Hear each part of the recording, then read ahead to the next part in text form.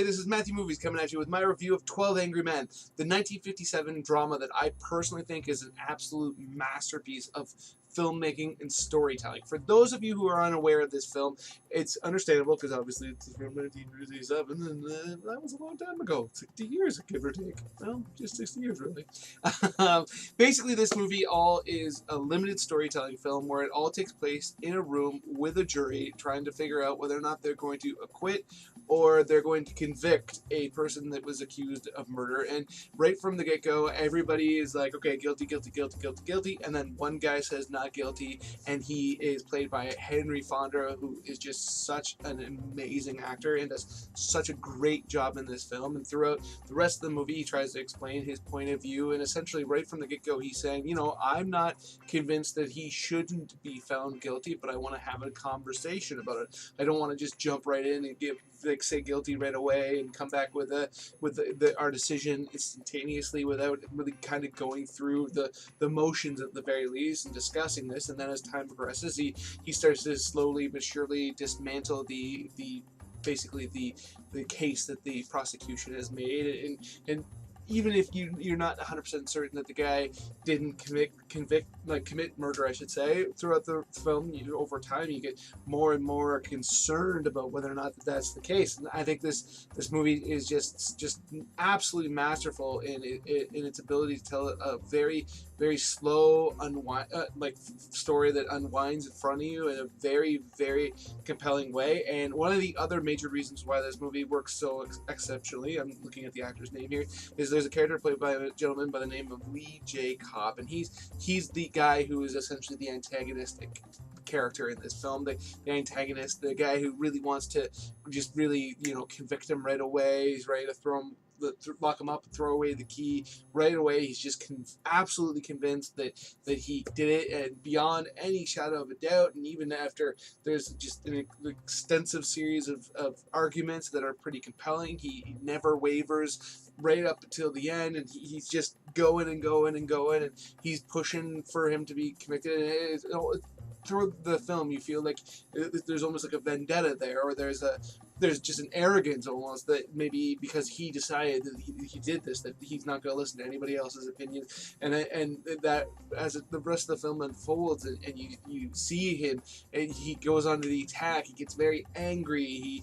He tries every just way in the book of trying to convince Henry Fonda to drop his contention that the guy may not have done it. And you have these two kind of warring factions, essentially, starting off with just the 1 versus 11, and then as the film progresses, the odds go kind of back and forth. But you have these two characters that are at odds with one another and have very different perspectives and are very different people.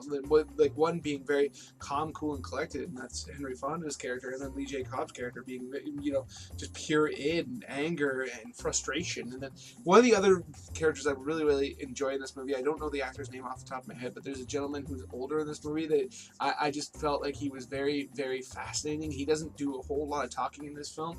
It's definitely Henry Fonda and Lee J. Cobb movie. I mean, all 12 men do actually very much have lines and have important moments, but for whatever reason, the older gentleman just always really, really appealed to me. And beyond that, even when you're just looking at this jury and the dynamics between them, and how they're kind of pulled back and forth between these two gentlemen with very compelling arguments, and they all kind of feel like followers at the beginning, and then as each of them kind of become where they've got their own ideas and they're gonna push for them no matter what anybody says. It's very fascinating to see how this push and pull kind of affects everybody. And there's a moment in this movie that everybody talks about by far the most, which is there's a knife scene. And if you haven't seen the movie, I am going to reveal a moment, but it comes pretty early on, and it's really the first time where Henry Fonda really is able to really make a difference in the minds of everybody else, where they're going on and on about how the killer had bought the murder weapon, But Henry Fonda's like, well, you know, they sell more than one of those knives. Anybody else could have bought it and used it. And Lee J. Cobb's character is just adamant that there's no way that such a coincidence could possibly have happened. And then Henry Fonda pulls the same knife out of his own pocket. It's one that he carries as his pocket knife, slams it down on the table, and it's just such a powerful moment from that point on. If you haven't already bought into the concept, it just completely grabs you, and it's showy. I think there is a little bit of suspension of disbelief there, because it does seem, I'm a little bit incredulous that would happen in real life. It seems a bit far-fetched, but if you're able to let that go, it really draws you into the movie. And I feel like this movie is just very, very powerful. The performances, the characters, the writing, the way it's shot, the way that they're able to make basically these 12 men in a room. I mean, there's a couple of shots at the beginning and at the end, but really it's just these guys in this room, and the way that they're able to keep that fascinating for the viewer is just such an impressive feat. And just I absolutely adore this movie, and I really, really suggest it to anybody out there. I desperately want to add it to my Blu-ray collection. It's just fascinating movie. So those are my thoughts on 12 Angry Men. Let me know in the comments below what you think, if you're a fan of it, if you think it sounds interesting, if you think it's a classic film like I do, whatever. Other than that, please hit that like button, hit that share button, because it much more likely that other people will discover this video and come and check it out and let me know what they think. And beyond that, if you're new here or you just haven't done it yet, please, please, please hit subscribe, hit that notification bell. I'll let you know when I put out a new video, and you can come join the conversation. Other than that, have yourself a good day.